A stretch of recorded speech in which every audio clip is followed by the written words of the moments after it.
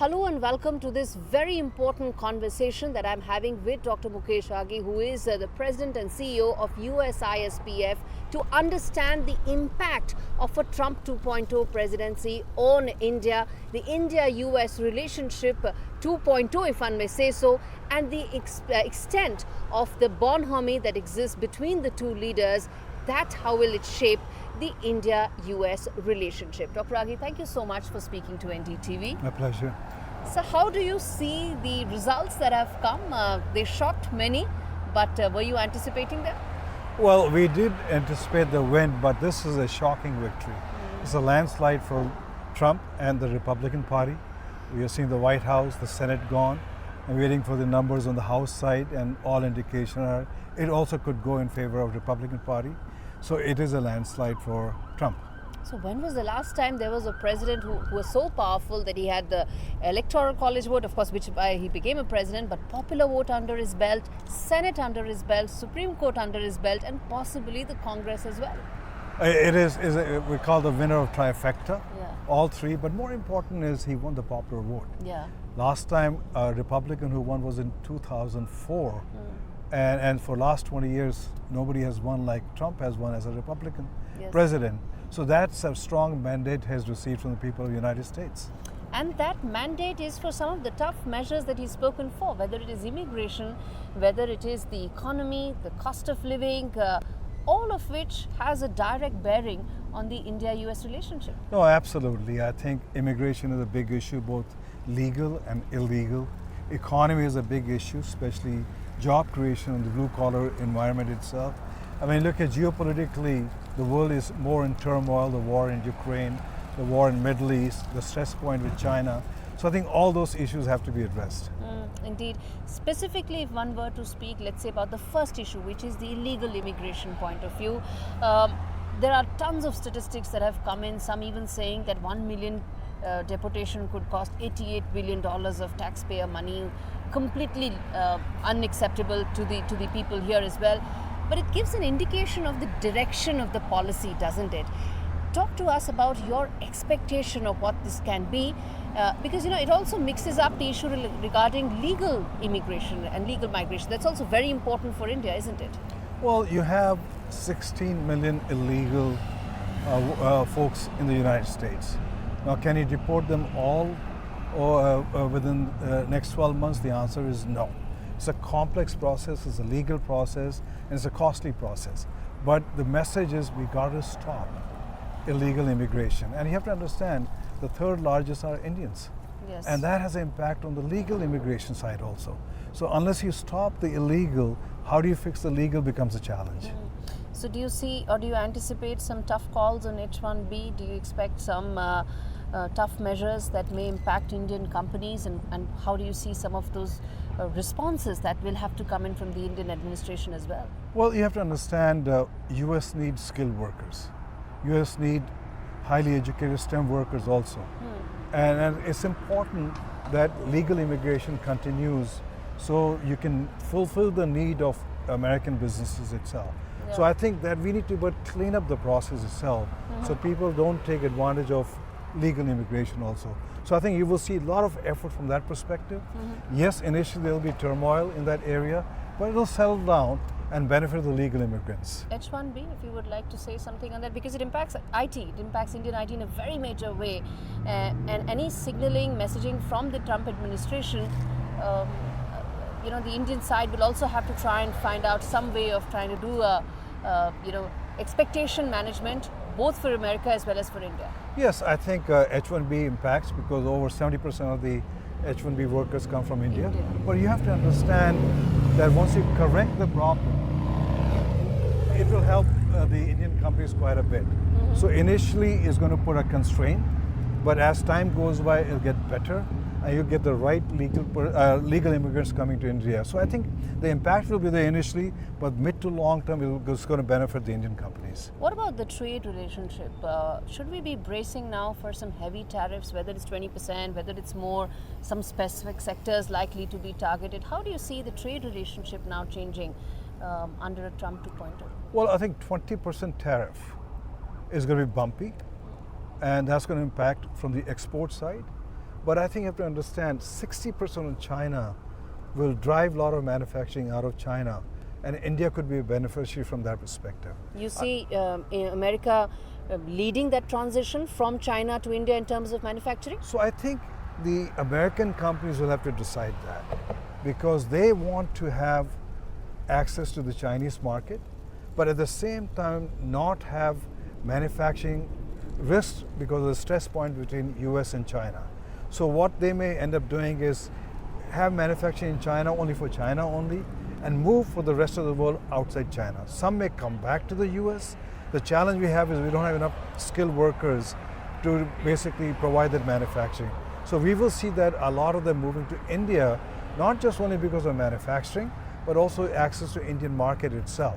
When you look at Apple as a company, Yes. they moved some manufacturing in India, but they also gained a lot of domestic market share. Right. Today, Apple revenue in India has crossed $5 billion Yes. itself. So I think companies are going to basically recalibrate their de-risking of supply chain and also access to markets also. So that is Make in India and Make America Great Again coming together quite literally. Absolutely.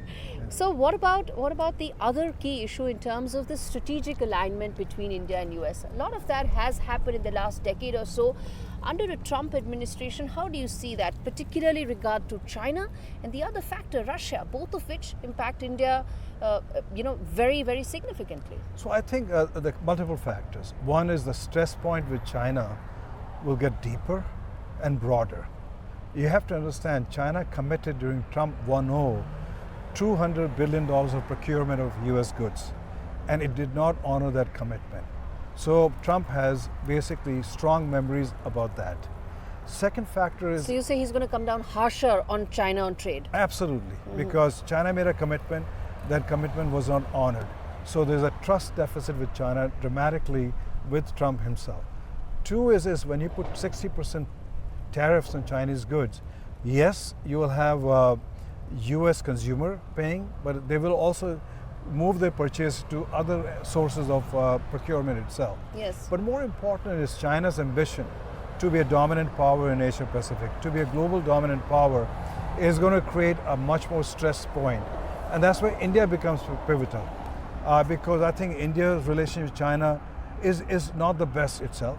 China will never accept India as an equal partner. So it serves the interest of India and the United States to come back together. The more important thing is you have to understand the Ukraine war has shown that countries which have a large industrial base can sustain long-term war. And US industrial base has eroded because most of the manufacturing Has moved shifted, back. yeah.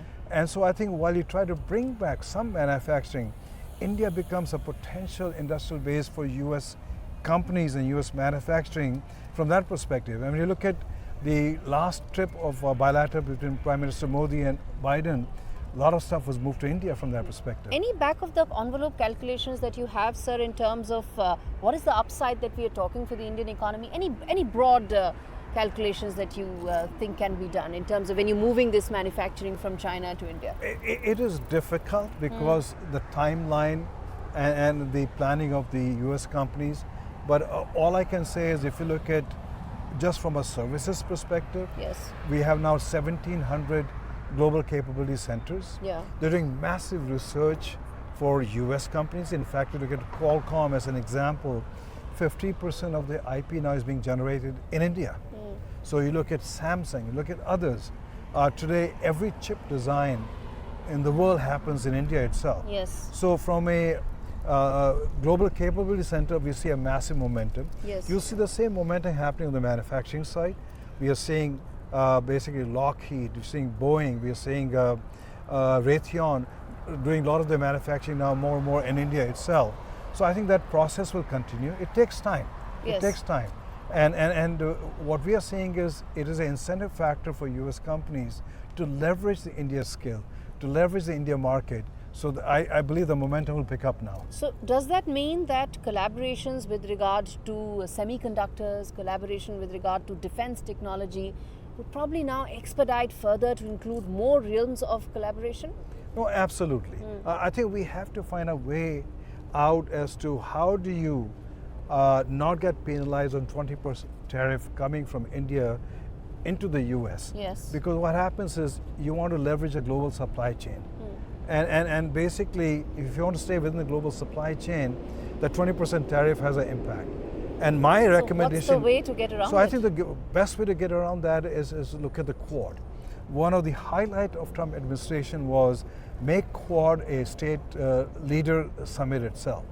And if you look at the Quad economies, the 4 countries, total economy is, GDP is roughly $35 trillion.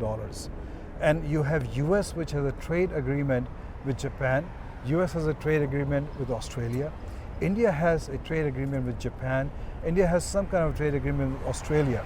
So if we can somehow make Quad as an economic platform, it is a defense platform, make it as a technology platform, economic platform, and focus on making a free market within the 4 countries, I think that's the way to go forward. So you're saying a potential FTA between these 4 countries could be a game changer? Absolutely, because I think these countries are geopolitically aligned, so from a security perspective they're aligned, and basically India has a surplus skilled resources, a growing market. US need that surplus resources, need that market. So is with Japan itself, so is with Australia. So it is a win-win factor for everybody. And finally, sir, then a couple of questions I want to ask around Russia and the entire aspect around India's deep economic relationship with Russia, particularly with regard to oil purchases. They came under the scanner during the Biden administration as well. How do you see that under a Trump administration, especially more that, given that Trump as a personality, as a business leader is more oriented towards a transaction give and take kind of an approach? How do you see that impacting India's existing relationship with Russia?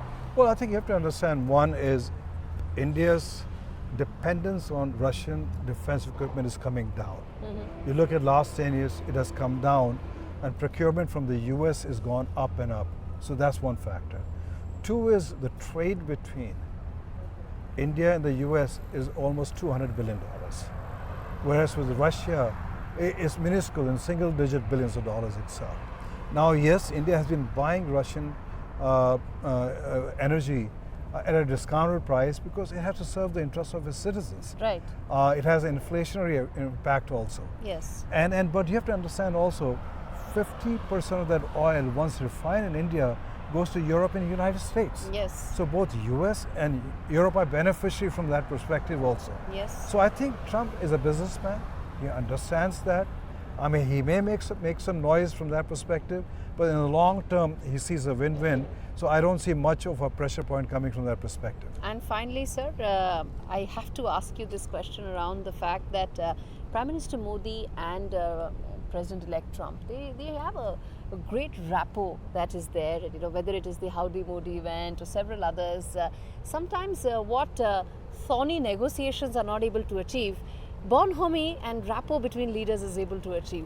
Where do you think this will probably come in handy, given that several negotiations may end up becoming fairly thorny? Well, I think you have to understand geopolitical alignment is important. And I think India, US are aligned from security to technology to economic to people. And when you have road bumps from that perspective, the personal relationship matters. Yeah. And I think Prime Minister Modi was one of the first ones to tweet congratulating President-elect Trump. He was one of the first few leaders to have a conversation with him also. So I think the bonhomie really works much better when you're geopolitically aligned. And I think both countries are aligned from that perspective. So I think you will see a much better relationship in a positive manner between the 2 countries. All right, Dr. Aghi, thank you so much for speaking to NDTV, taking out the time and decoding what I think is going to be the next phase of the India-US relationship. Thank you very much. Pleasure talking to you. Likewise. Okay.